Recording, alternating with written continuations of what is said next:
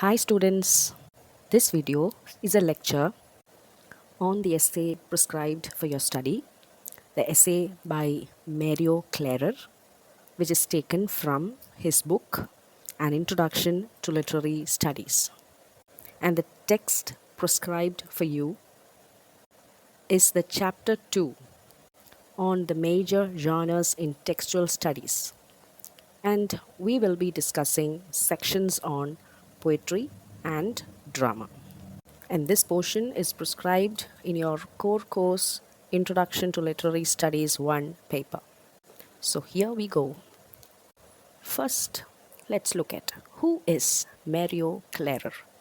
He is an associate professor of English and American Studies at the University of Innsbruck. He has authored several books on literature, culture, history, etc. And in this particular text, named An Introduction to Literary Studies, this text was published in the year 1998. And in this book, we see a comprehensive survey of literature. He tells us about the what, when, how, every detail regarding literature. You also get descriptions on literary genres, history, and literary theory. There are detailed sections on fiction, poetry, drama, and film. So this is the content of this text, and we will be dealing with poetry and drama, these two genres. So first, we move on to poetry. Now, what is poetry? That is the very first question. What is poetry? And when you do a random search, we come across many definitions of poetry. And these definitions are mostly by great authors. Let us look at some of these. For example, here is a quotation by Matthew Arnold. Arnold is an English poet and critic who lived and wrote during the 19th century. And according to him, poetry is, at bottom, a criticism of life. So that's how he defines poetry. Poetry is a criticism of life. Then we have William Hazlitt. He was also a 19th century English essayist and critic. And he told that poetry is the language of the imagination and the passions. Okay, poetry is the language of the imagination and passion. So you have two keywords, imagination and passion. Those are two important ingredients of poetry according to Hazlitt. That's how he defines poetry. And then according to the major English romantic poet, Percy Bysshe Shelley, most popularly known as P.B. Shelley, according to him, poetry is the record of the best and happiest moments of the happiest and best minds. Okay, so he told that poetry records the best and happy moments, and it is written by, or it comes from, it is created from the happiest and best minds. Okay, and then we move on to that most quoted, that phenomenal definition of poetry by William Wordsworth. According to him, poetry is the spontaneous overflow of powerful feelings, and it takes its origin from emotion recollected in tranquility. So here also we see that it is a spontaneous overflow of powerful feelings, your thoughts, your emotions, that originates when you are in a tranquil state, in a calm and peaceful state. So these are the popular definitions on poetry. But again, from an academic point of view, these definitions does not suffice our understanding of poetry. So we need to have a deeper look at what is this genre exactly. And in this chapter, Mario Klarer tells us what is poetry. According to him, poetry is one of the oldest genres in literary history. You have several genres like drama, like novels, prose, etc.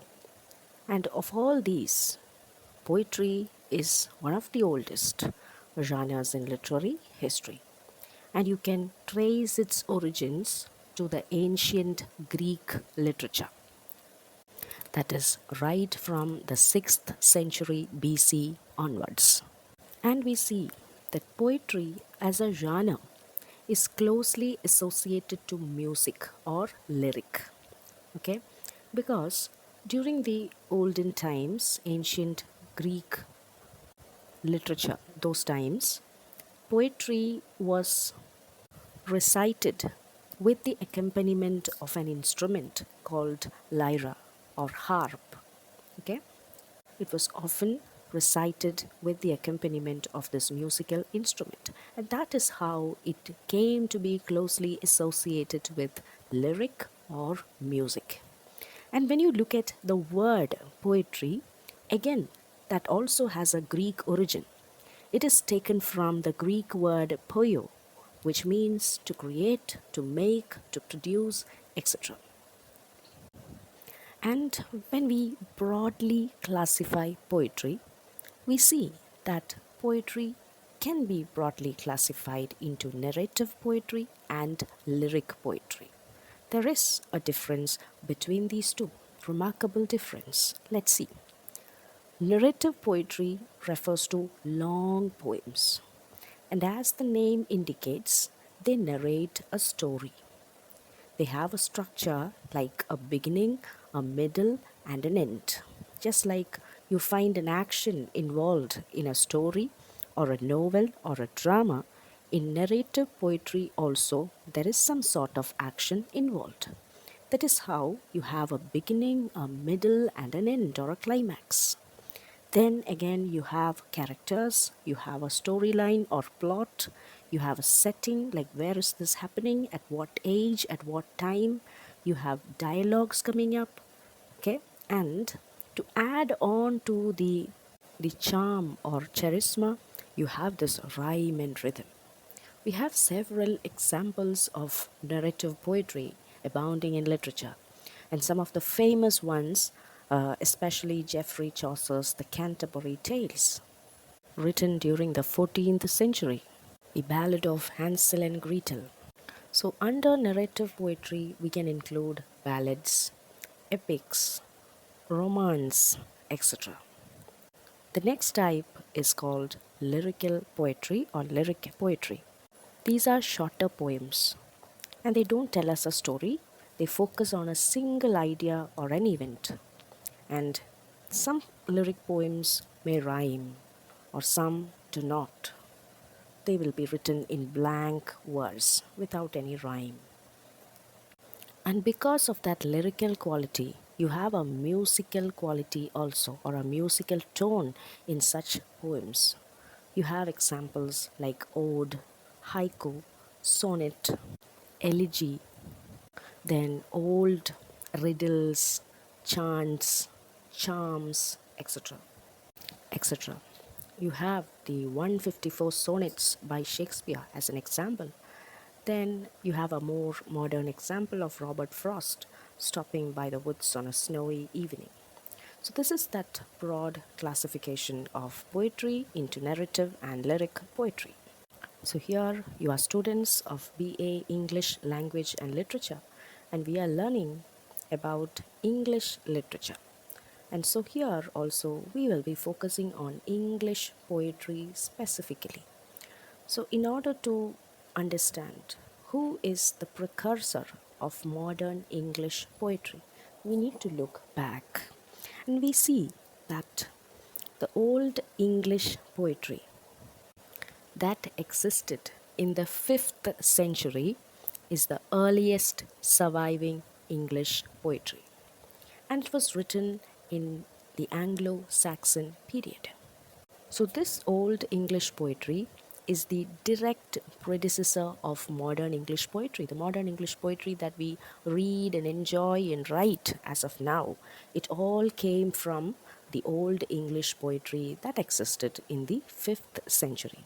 And we have very famous examples of old English poetry. One is an epic poem called Beowulf. It was an Anglo-Saxon epic poem, and it was written between 700 and 2000 AD. This is the oldest surviving English poem, and it consists of 3,182 lines. So, who is the precursor of modern English poetry? It is the Old English poetry or the Anglo-Saxon poetry. It is the direct predecessor of modern English poetry. And Mario Klarer gives us instances about interesting associations.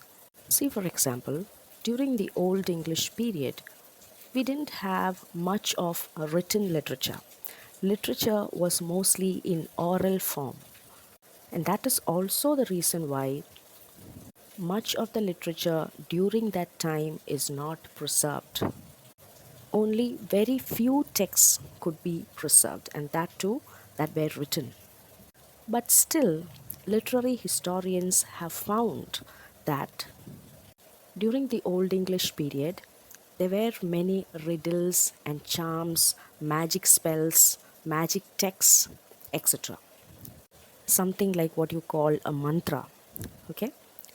They used these chants or mantras to get rid of diseases, to get rid of evil or ill luck, etc.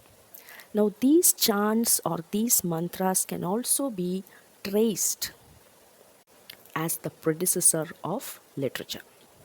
You have a charm or a mantra like that, but the text available now is something that is revived. Okay, that is not the original version. The original version maybe we will not be able to understand, but this is revived and adapted by a later modern writer, adapted by Sarah Westcott.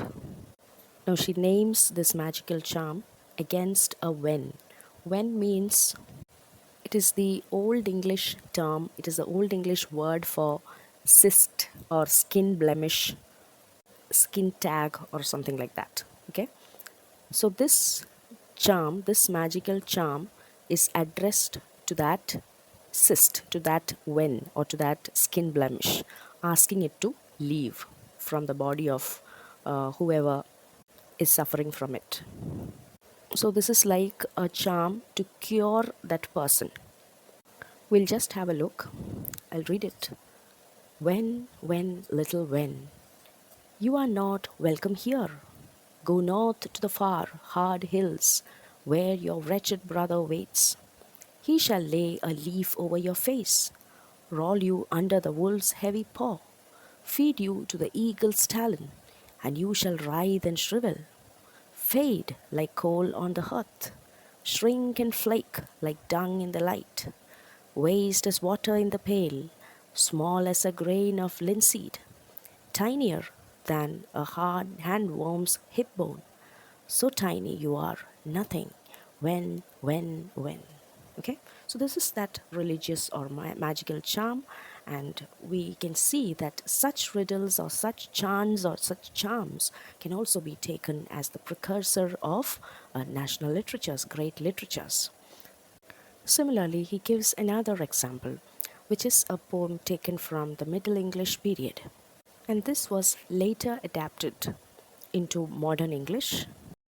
The poem is titled The Cuckoo Song, and I have given both the Middle English and the Modern English version. The Modern English version reads like this. Summer has arrived. Loudly sing, cuckoo.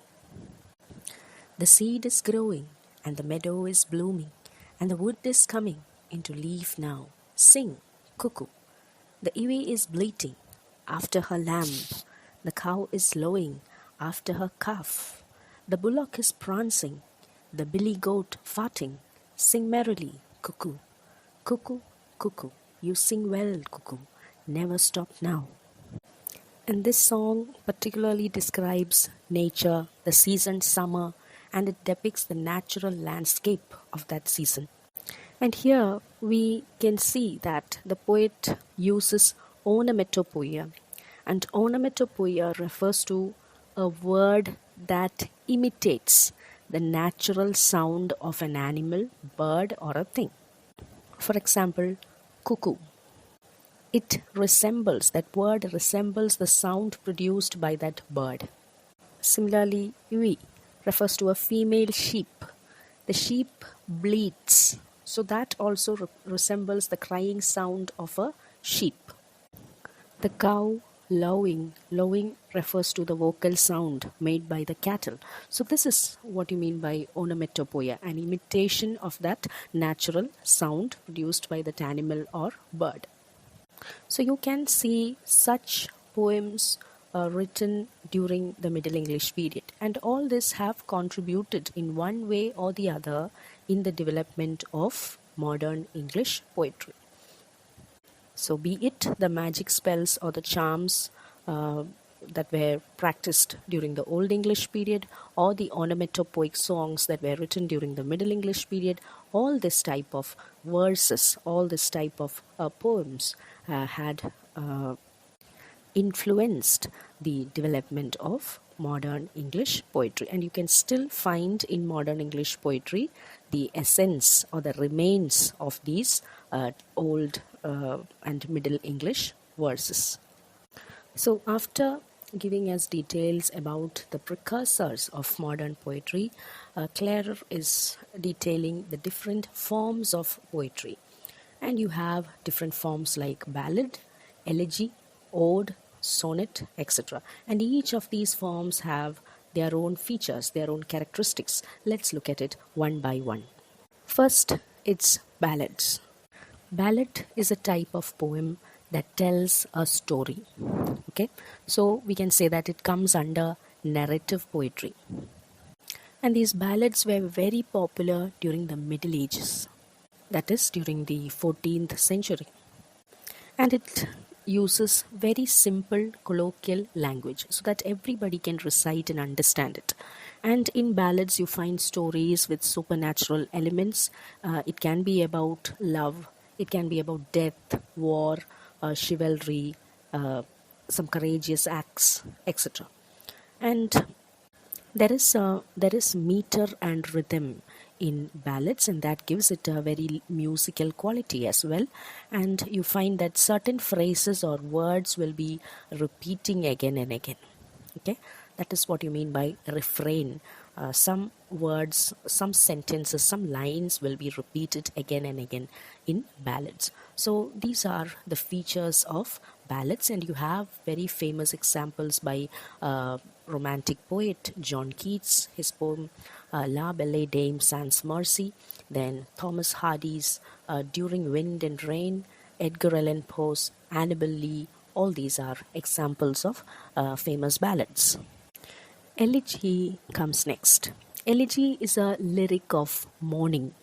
It is a song of mourning, and it laments the loss of something or someone very close to the writer, the poet. Okay, it can be a public person, it can be a personal associate, a personal friend. It can be about something, some loss that happened in society, etc. Anyway, it talks about or it contemplates some sort of loss.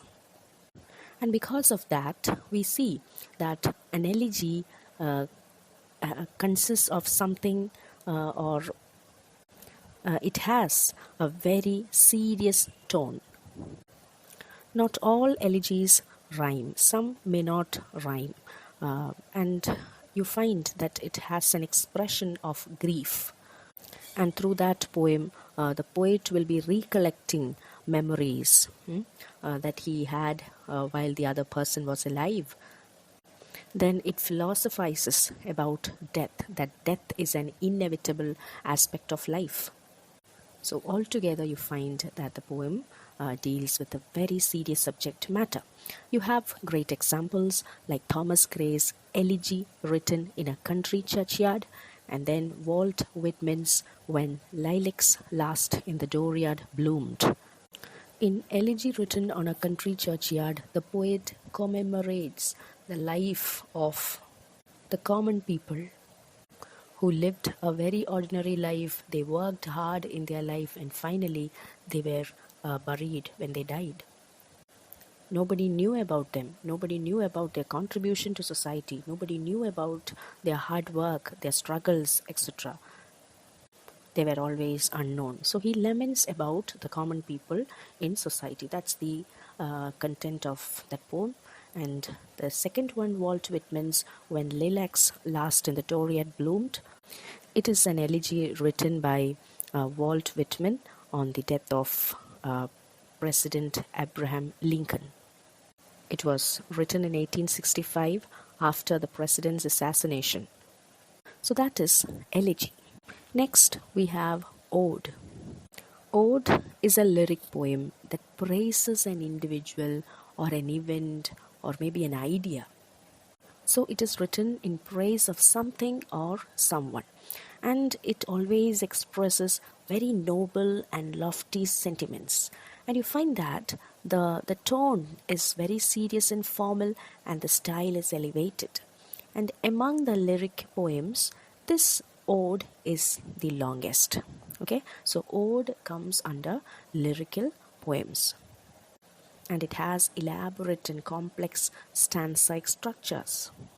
Like you have different types of odes, like the Pindaric ode, which was popularized by the Greek poet Pindar, who lived during the 5th century BC. Then you have the Horatian ode, which is named after the Roman poet Horace, who lived during the 1st century AD. And then you have the irregular ode, which does not follow the structure or the pattern of the Pindaric form or the Horatian form. So you have different types of odes, and each of these odes have particular structure and stanza patterns. And we have very famous examples by John Keats, his Ode on a Grecian Urn, which talks about the transience of human life, or on the other hand, the art is timeless. Okay, human life is transient, but art is timeless. It is eternal. It exists for a long time. And that is why we still appreciate works like that of Shakespeare, the paintings of Da Vinci. It was written or painted long centuries back, but still we appreciate those works of art. So that timeless nature of art, that is what you find in Ode on a Grecian Urn. Then Shelley's Ode to the West Wind, which portrays the theme of optimism or the hope for a better future. We come across many struggles in life, but that is not the end of life. Very soon good days will be coming, better days will be coming. So that sort of optimism is what Shelley puts forth through this poem. Then Neruda's Ode to My Socks, and it touches on the themes of happiness, value, transformation, etc. So these are some of the great examples of the form of poetry called ode. And next we move on to sonnet. And sonnets originally came from Europe, specifically from Italy, and during the Renaissance period. And it is a short poem consisting of 14 lines. And each of these lines consists of 10 syllables. Okay, 10 syllables. And that is why it is called iambic pentameter. And when you look at the structure of a sonnet, it mostly consists of 3 quatrains and a sestet. A quatrain is a stanza consisting of 4 lines. So like that, you will have 3 stanzas consisting of 4 lines each, and last a couplet. Couplet means or sestet means a double or 2 lines. That is sestet or couplet. So you have different forms of rhyme patterns, and that depends on the type of sonnet. We also have different types of sonnets like the Shakespearean sonnet, Petrarchan sonnet, Spenserian sonnet, etc. And each of these refer to the poet who popularized it, the style that he evolved. Shakespeare, for example, has written 154 sonnets altogether, and his sonnets mostly dealt with love. And then we have the metaphysical poet John Donne. John Donne has also written several sonnets, and we have one example like Death, Be Not Proud. Then William Wordsworth's Composed upon Westminster Bridge. These are some of the examples of sonnets as well. So that is the different types of poetry that Klarer talks about: ballad, elegy, ode, and sonnet. So we have gone through the different types of poetry. Next, we move on to the different devices used in poetry. There are so many, but here we have a few.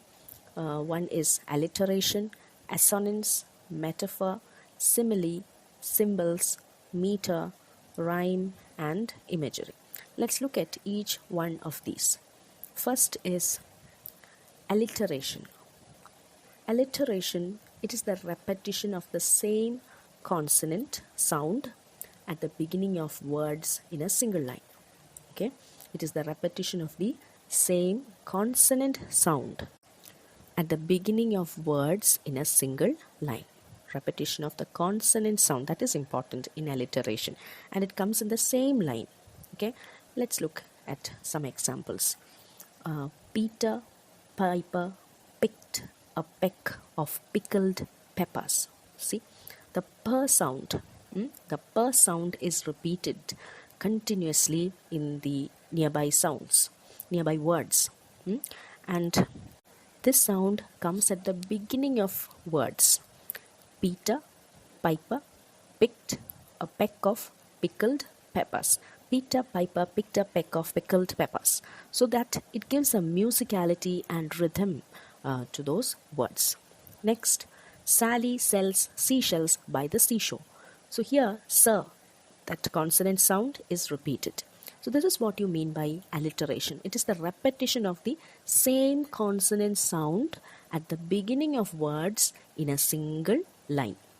You have literary examples as well from William Blake's poem Tiger. Tiger, tiger, burning bright. The ter sound, tiger, tiger, and the bur sound, burning bright. Next, from Samuel Taylor Coleridge's Rime of the Ancient Mariner. The fair breeze blow, the white foam flew, the furrow followed free. See, in the first line you have breeze blow, the white foam flew, then the furrow followed free. So this is alliteration, and remember, it is the consonant sound that is being repeated here. Next, we have assonance. The same process with a difference. What is it? Here, assonance is often called vowel rhyming. So what will be repeating? The vowel sound will be repeating. It is the repetition of similar vowel sounds, especially in a line of poetry. And when you look at assonance, it needn't be in the same line. It can come in the consecutive lines as well. And it imparts a sort of rhythm and lyrical quality to that verse. And that is the main function of alliteration as well as assonance, to create a rhythm, to impart a sort of musicality to the text. And here, let us have an example. I made my way to the lake. Here, it is the diphthong that is repeated. The assonance here, it is the vowel sound which includes the diphthongs. So here, see, I made my way to the lake. So you have I and my, made, way, lake. Okay, so here the vowel is rhyming. Another example, he clasps his hands and stamps his feet. Clasp, hands, stamps. So here that as sound is repeated. He clasps his hands and stamps his feet. So the vowel sound is repeated in assonance. You have several literary examples. You have from Robert Frost's poem Stopping by the Woods on a Snowy Evening. Example, the lines, he gives his harness bells a shake to ask if there is some mistake.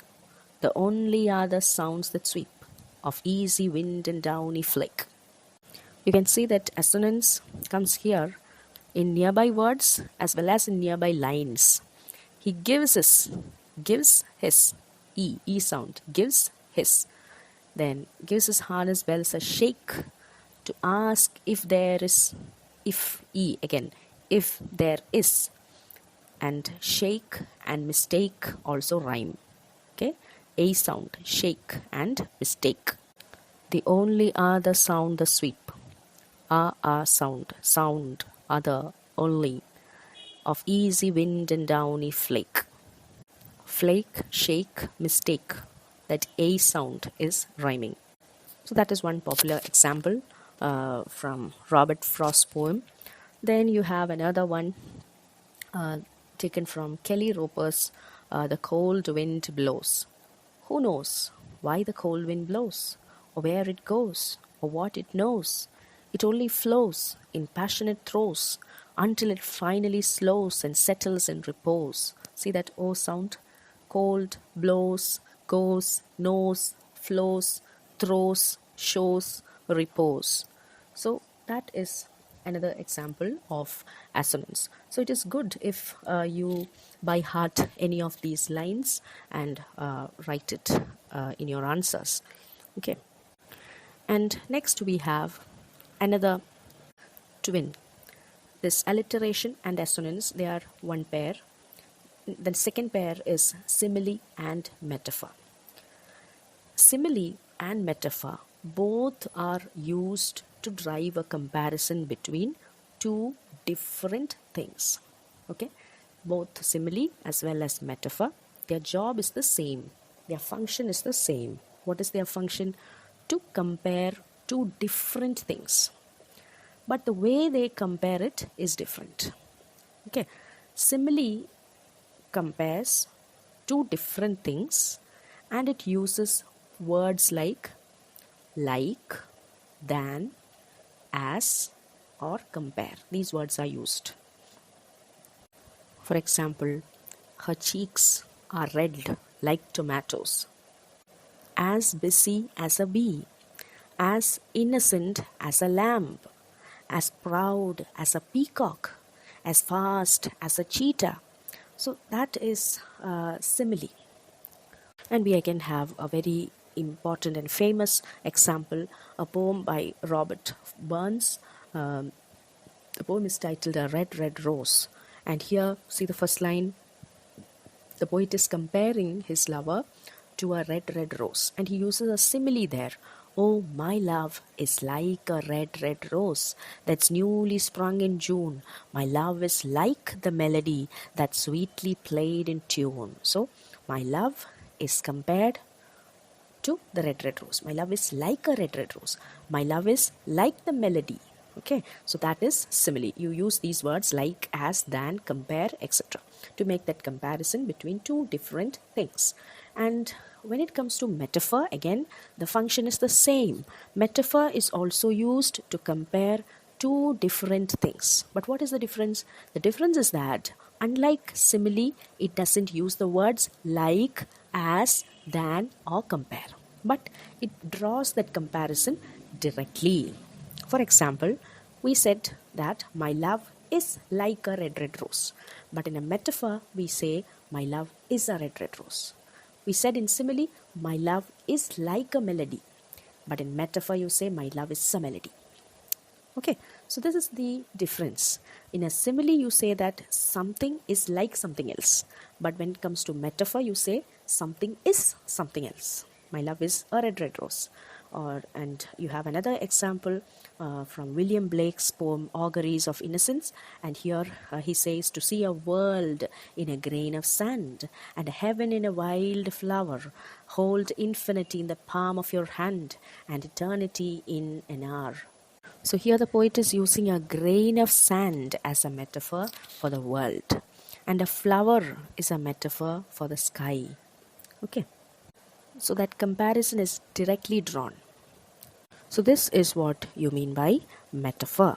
So the second pair is done. First pair is alliteration and assonance. Second is simile and metaphor. Now the third and fourth can also be paired. Next is symbol and imagery. A symbol refers to anything. It can be a person, it can be an object, it can be a place, it can be an event or action. Okay? It can be anything. A symbol can be anything.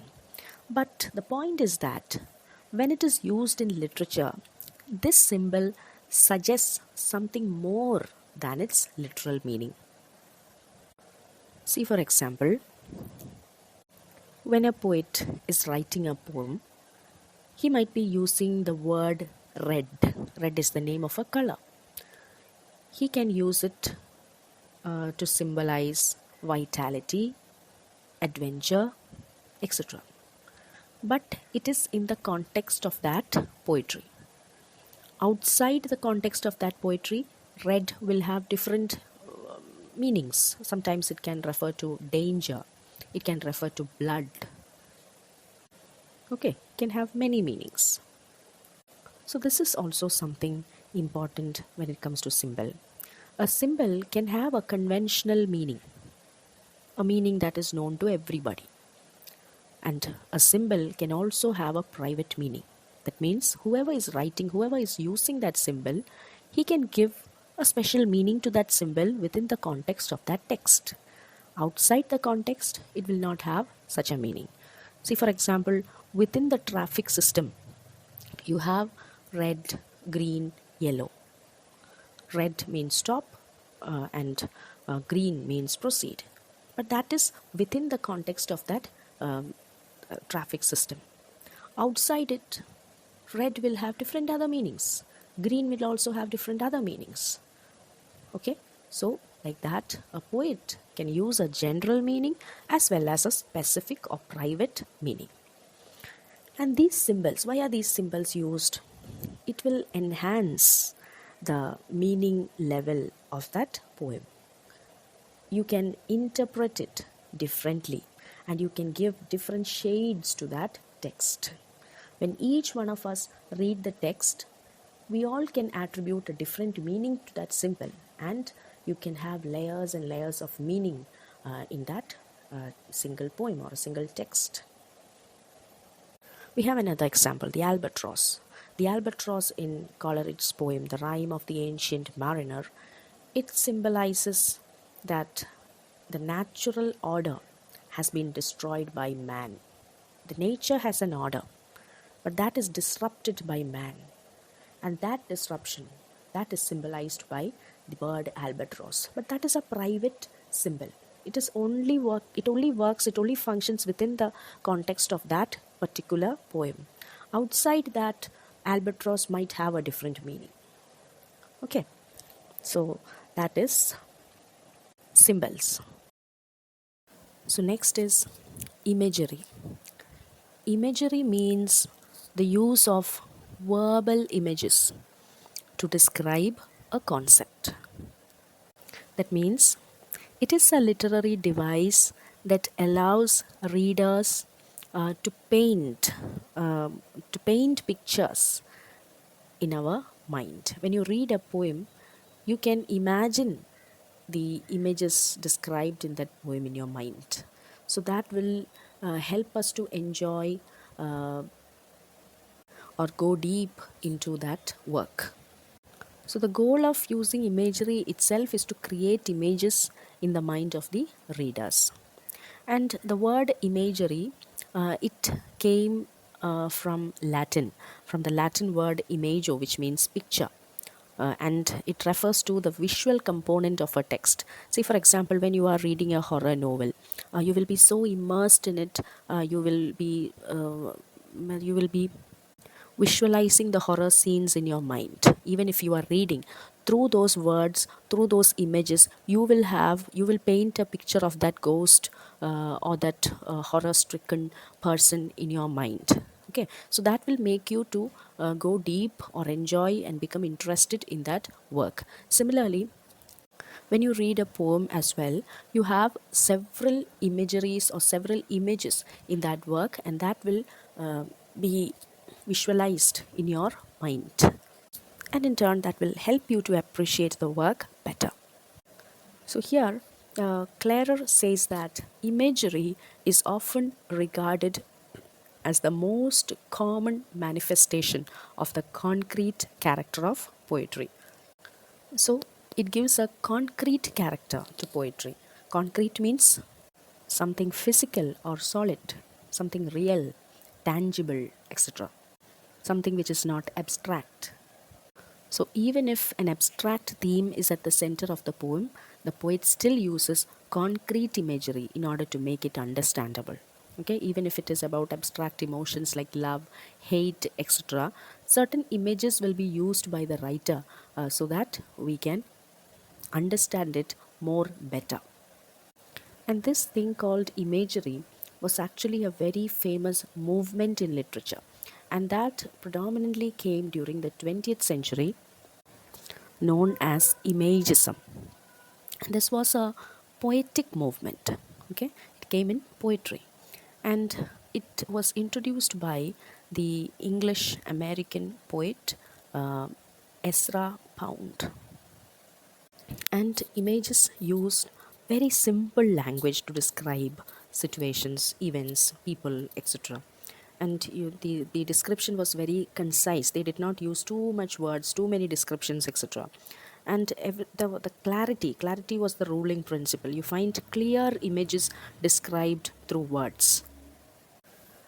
See, this is an example of an imagist poem. It's titled The Red Wheelbarrow by William Carlos Williams. So much depends upon a red wheelbarrow glazed with rainwater beside the white chickens. See, you get a mental picture. A red wheelbarrow which is glazed with rainwater, and beside that there are the white chickens. So this is the imagery or imagism. This is what it's like. Very simple language, and you get very clear images described through words, and through this a mental picture is evoked. So this movement is called imagism. Next, Mario Klarer says that imagery operates at three different levels. Okay, imagery operates at three different levels. The first is the lexical thematic, second is the visual, and third is rhythmic acoustic. So let's look at each of these. First is lexical thematic. Lexical means relating to words. Okay, relating to words or vocabulary of a language. And thematic means the subject, okay, that is discussed in that work. You can call it the message which is conveyed by the poet or the writer through that poem, the theme that is conveyed by the writer through that work. So these two entities, lexical and thematic. So lexical relates to language or that form. In order to build a building, you need bricks, you need cement, you need all those things in the correct proportion to construct a building, right? So like that, in order to construct or in order to create a work of art, or a work of literature, be it a poem or a novel or a drama, whatever it is, you need all such elements. You need words, you need syntax, you need grammar, you need meaning, you need phrases, you need idioms. Okay, so when all this is arranged in a correct proportion, in a correct way, you get a beautiful work of art or a beautiful work of literature, be it a poem or a drama or whatever, any genre it belongs. Okay, so and not only that, it also needs a soul. Okay, and that soul is what you mean by theme or that message. So the form as well as the content, the body means that structure, as well as the soul is important. Fine, that fusion, that harmony is what makes it a beautiful work of art. So this is what you mean by the lexical thematic part, the lexical thematic level of imagery. Through words, through the use of words, through the use of these elements, these linguistic elements, you are giving a theme or a message to that work. You are giving it a soul. Okay, and that soul reaches the mind of the reader. Okay, so through those words, he is able to create a picture in his mind. He is able to understand the theme of that work, that message of that work, and that goes imprinted in his mind. So that is the first level, the lexical thematic imagery. And Klarer says that in this level, called the lexical-thematic level, you need what all things? The diction. The diction is important. Diction means the arrangement of words. You cannot choose many words and place it wherever you like. That will not make it maybe a meaningful sentence. So that arrangement of words in a particular order, in a correct or a very appealing way, is important. Fine. So the diction is important. The stanzaic structure, that will give more beauty. Fine. Then the theme or the subject matter or the message, then the language, the rhyme, the meter, all these technical as well as content elements, these can be included in the lexical thematic level. Okay. See, for example, here is a poem by W.H. Auden. Stop all the clocks, cut off the telephone. Here, you can cite this as an example of that lexical thematic level. Here, you find many words, many lexicals, many words, many concrete words. And through these words, the poet is conveying the theme, whatever theme he is intending, be it happiness, be it sadness, be it grief, whatever. Through these concrete images, he is conveying the message. Okay, and the fusion of both these elements, the formal element, that is the words, the structure, as well as the content, the thematic element, that is the content, the message, the theme, the subject, both of them is well balanced, and it gives a very beautiful impact, very powerful impact on its reader. I'll just read the poem, and so you can understand the sort of words, the concrete words that the poet is using. Stop all the clocks, cut off the telephone, prevent the dog from barking with a juicy bone, silence the pianos, and with muffled drum, bring out the coffin, let the mourners come. Let aeroplanes circle, moaning overhead, scribbling on the sky the message, he is dead. But creep blows round the white necks of the public doves. Let the traffic policemen wear black cotton gloves. He was my north, my south, my east and west, my working week and my Sunday rest, my noon, my midnight, my talk, my song. I thought that love would last forever. I was wrong. The stars are not wanted now. Put out everyone. Pack up the moon and dismantle the sun. Pour away the ocean and sweep up the wood, for nothing now can ever come to any good. See, you find so many concrete images in this poem. Clocks, telephone, the juicy bone, the pianos, drum, coffin, the aeroplanes, the message that he is dead, the bows, the dove, the traffic policeman wearing black cotton gloves, then he was his songs, his talks, uh, the stars, the moon, the sun, ocean. So here you find so many concrete images, and by using all these lexicals, he's conveying that message. So I don't want any of these things. Stop everything. Cut off the telephone. I don't want any more communication. I don't want anything good to happen. I don't find anything meaningful around me. Even if I see the sun or the moon or the stars or the or anything around me that doesn't evoke any sort of passion in me, I'm dead and gone, because somebody whom the poet dearly loved is no more. So all those elements around that poet, it doesn't make any meaning. So this is what you get, that fusion of the words and the theme, the form and the content being in harmony.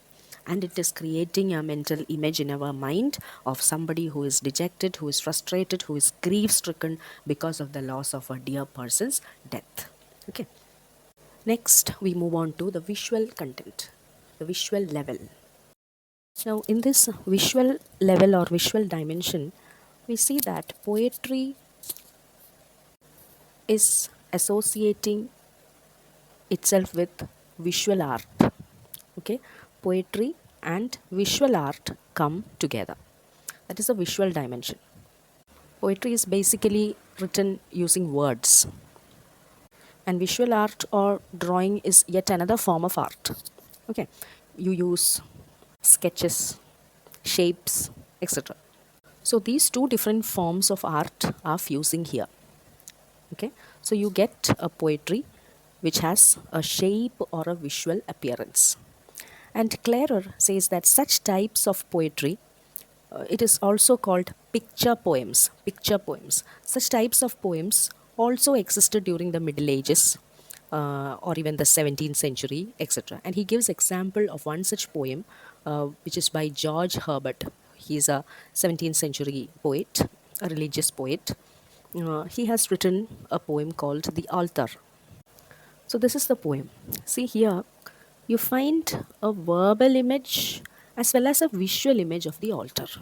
When you read the poem, you get a verbal image of the altar through the words. You can understand that altar that the poet is talking about. But at the same time, the words are arranged in a particular pattern so that it resembles the shape of an altar. Hope you can see through the picture. So I'll just read the poem once so you will understand. The Altar by George Herbert. A broken altar, Lord, thy servant rears, made of a heart and cemented with tears, whose parts are as thy hand did frame. No workman's tool hath touched the same. A heart alone is such a stone as nothing but thy power doth cut. Wherefore each part of my hard heart meets in this frame to praise thy name, that if I chance to hold my peace, these stones to praise thee may not cease. O let thy blessed sacrifice be mine, and sanctify this altar to be thine. So, even in that poem, the words that the poet uses pictures an image of the altar, a broken altar. So here he is telling about his own heart. He is saying to God that my heart is an altar, and that is where I worship you. It is cemented with my tears, and it is framed by you. No other man has touched it.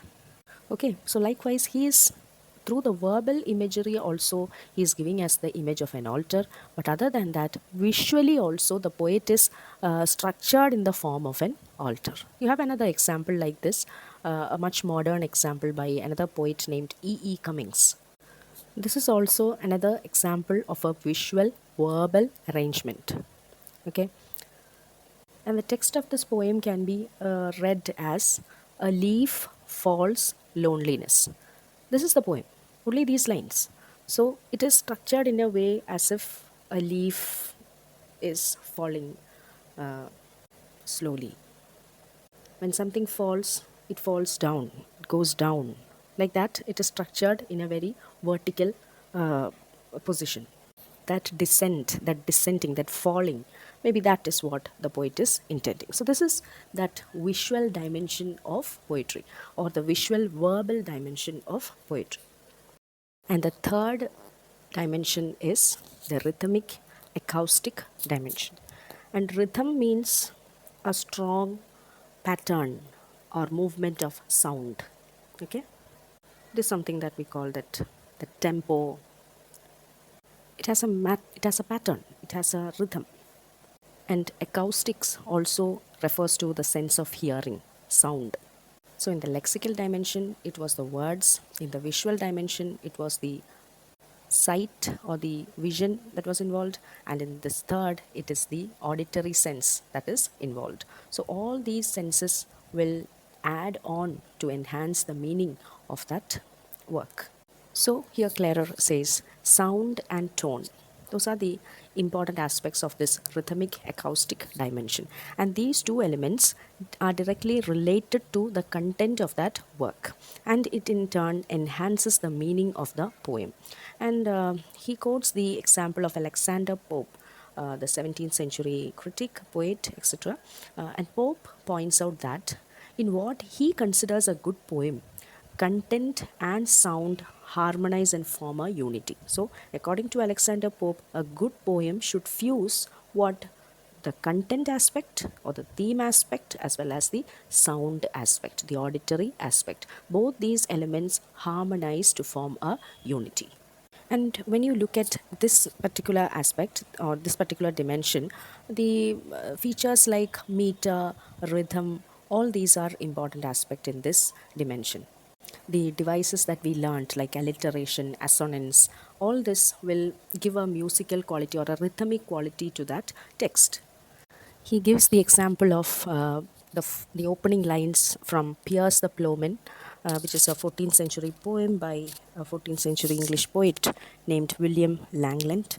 And in these first four lines itself, you can see how that rhythmic and acoustic dimension is achieved through the use of devices like alliteration and assonance. I'll just read. In a summer season, when soft was the sun, I clothed myself in a cloak, as I shepherd wear, habit like a hermit, unholy in works, and went wide in the world. See, the first line, summer season, soft was the sun. So the sir sound, it is alliteration that is there. Clothed myself in a cloak. You have alliteration as well as assonance there. K sound, clock, cloth, as well as or, cloth, or, clock, or. Similarly, habit, like a hermit. Again, alliteration. Then went wide in the world. That is also alliteration. So that rhythm is attained. And it imparts beauty, it enhances the meaning and the content of that poetry. So this is the purpose of using the the rhythmic acoustic dimension. So all these three dimensions, be it the first one, the lexical thematic dimension, the second, the visual dimension, and the third, the rhythmic acoustic dimension, all this enhances the content, enhances the imagery, enhances the understanding, enhances the beauty of that text. So that is the purpose why all such devices are used. And these three elements, these three dimensions are linked with each other. And all the new types of poetry, new forms of poetry, new styles, new experiments in poetry that we see in modern poetry, all this can be found in Old English, Middle English poetry. So that is why he said that the precursor of the modern English poetry comes from the Old and the Middle English. Okay, we have evolved from all that. And presently, when you look at the modern form of poetry, the modern poetry that is written presently, you find so many changes happening, so many evolution happening, so many transformations in terms of style, in terms of diction, in terms of imagery that is used. And many of these writers abandon the traditional structure patterns. New styles are introduced, old styles are discarded. So a lot of change is happening in the sphere of poetry as well.